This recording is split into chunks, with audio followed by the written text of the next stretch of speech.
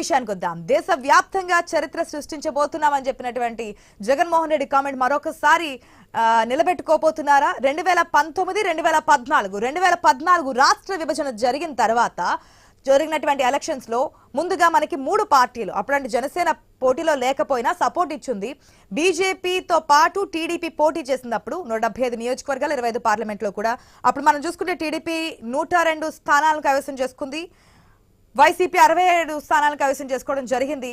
So అది మళ్ళీ ఇప్పుడు రిపీట్ చేస్తున్నారా, లేదంటే ఒక్క ఛాన్స్ అన్నటువంటి వైఎస్ జగన్మోహన్ రెడ్డి చెప్పినటువంటి మాట సెకండ్ టైం రిపీట్ కాబోతుందా అనేది చూద్దాం. ఇక కాసేపట్లోనే కర్నూలులో కౌంటింగ్ ప్రక్రియ ప్రారంభం కాబోతోంది. దీనికి సంబంధించి కేంద్రాల వద్ద నుంచి మా కర్నూలు ప్రతినిధి కృష్ణ మరింత సమాచారం అందిస్తారు.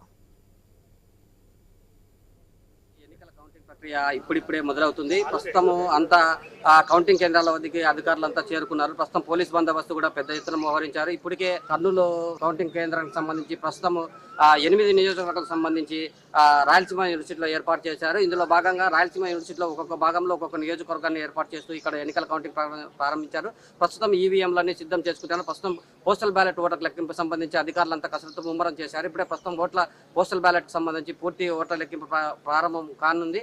ప్రస్తుతం ఇప్పుడు చూస్తే రాయలసీమ యూనివర్సిటీలో ప్రస్తుతం కర్నూలు పార్లమెంట్ పరిధిలోని కర్నూలు, కోడుమూరు, ఆదోని, ఇమ్గనూరు, మంత్రాలయము తదితర నియోజకవర్గాలతో పాటు నంద్యాల పార్లమెంట్ పరిధిలోని పాండ్యం నియోజకవర్గం కూడా రాయలసీమ యూనివర్సిటీలోనే కౌంటింగ్ ప్రారంభించేందుకు అధికారులు కసరత్తు చేశారు. ఇదే నేపథ్యంలో ఇక నంద్యాల జిల్లా విషయానికి వస్తే నంద్యాల మండలం పార్లమెంట్ పరిధిలోని మిగిలిన 6 నియోజకవర్గాలు ఏదైతే డోన్ కానీ, ఆళ్లగడ్డ కానీ, నందికొట్కూరు కానీ, నంద్యాల కానీ తదితర నియోజకవర్గాలన్నీ నంద్యాల ఆర్జీఎం కాలేజీలోను మరియు శాంతిరామ్ మెడికల్ అండ్ ఫార్మసీ కాలేజీలోను ఓట్ల కౌంటింగ్ ప్రారంభించేందుకు అధికారులు ఇప్పటికే ఏర్పాటు చేశారు. ప్రస్తుతం చూస్తే మనం రాయలసీమ యూనివర్సిటీ పరిధిలోని కౌంటింగ్ సందర్భంగా ఎలాంటి అవాంఛనీయ సంఘటనలు చోటు చేసుకోకుండా ఇప్పటికే 30 యాక్ట్ అమల్లో ఉంది. ఇప్పటికీ ప్రస్తుతం రాయలసీమ యూనివర్సిటీ బయట కూడా దాదాపు 2 కిలోమీటర్ల వరకు ఎవరిని రానికుండా ప్రతి ఒక్కరిని అణువణు క్షుణ్ణంగా శోధిస్తూ ఒక్కొక్కరిని అనుమతి పత్రాలు లేదే లోపలికి అనుమతించడం లేదు. పోలీసులు కూడా పెద్ద ఎత్తున ఇక్కడ బందోబస్తు కాస్తున్నారు. ప్రతి ఒక్కరిని రాయలసీమ యూనివర్సిటీలోకి వచ్చే వరకు ఏజెంట్లు కానీ అంతా తరలి వస్తున్నారు. ఇప్పటికే ఏజెంట్ల వద్ద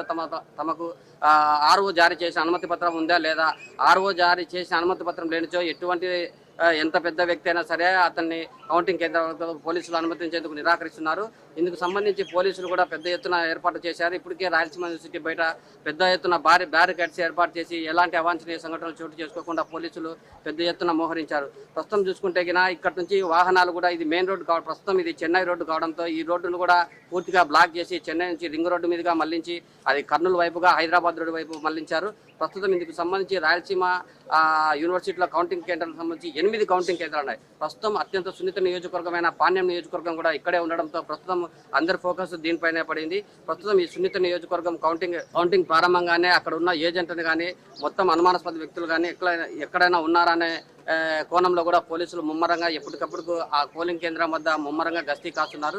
ఇకపోతే చూస్తే ప్రతి నియోజకవర్గానికి సంబంధించి 14 టేబుల్లను ఏర్పాటు చేశారు. 14 టేబుల్లో కానీ ఓట్ల లెక్కింపును బట్టి అంటే ఓటింగ్ ఒక్కొక్క నియోజకవర్గంలో సరాసరి 2,15,000 నుంచి 2,25,000 వరకు ఓట్లు ఉండే అవకాశం ఉంది. కాకపోతే కొన్ని నియోజకవర్గాల్లో 2,40,000, 2,60,000 కూడా ఉన్నాయి. అటువంటి నియోజకవర్గాలు మాత్రం 23 నుంచి 25 రౌండ్ల వరకు వెళ్లే అవకాశం ఉంది. ప్రస్తుతం అయితే 14 టేబుల్లో కానీ రౌండ్లో మాత్రం ఆయా నియోజకవర్గాల్లో 20 నుంచి 25 రౌండ్ల వరకు, కొన్ని చిన్న నియోజకవర్గాలు అయితే 18 రౌండ్ల వరకు ఓట్ల లెక్కింపు ప్రారంభించేందుకు ఇప్పటికే అధికారులంతా సిద్ధం చేశారు. ఇప్పటికే స్ట్రాంగ్ రూమ్లను తెరిచి అధికారులు కూడా అక్కడ ఉన్న ఆర్ఓలు కానీ, ఏపీఓలు కానీ, పీఓలు కానీ తమ కౌంటింగ్ కేంద్రాలకు సంబంధించిన ఈవీఎంలను అప్పటికప్పుడు తీసుకొచ్చి కౌంటింగ్ కేంద్రాలకు తరలిస్తున్నారు. ఇప్పటికే ఆయా పార్టీల ఏజెంట్లు కూడా ఆ కౌంటింగ్ కేంద్రాల వద్ద తమ మద్దతుదారులకు వైపు నిలబడి ఓటింగ్ లెక్కింపును ప్రారంభించేందుకు స్వయంగా వారే వీక్షిస్తున్నారు. ప్రస్తుతం కొంతమంది అభ్యర్థులు కూడా ఇప్పటికే వచ్చారు.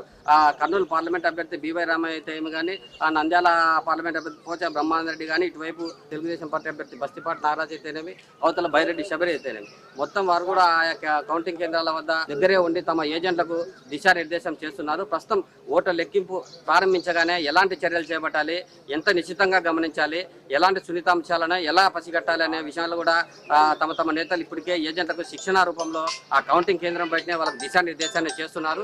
ప్రస్తుతం ఆయా పార్టీలకు సంబంధించిన నేతలు కూడా తమ ఏజెంట్లను అలర్ట్ గా చేయడంలోనూ ఉదయమే వారందరినీ కౌంటింగ్ కేంద్రాలకు తరలించడంలోనూ పూర్తిగా పార్టీ అభ్యర్థులు కూడా నిమగ్నమైనారని చెప్పవచ్చు. ప్రస్తుతం అంతా కౌంటింగ్ కేంద్రాల వద్ద తమ ఏజెంట్లు కూడా అంతా సంసిద్ధంగా ఉన్నారు.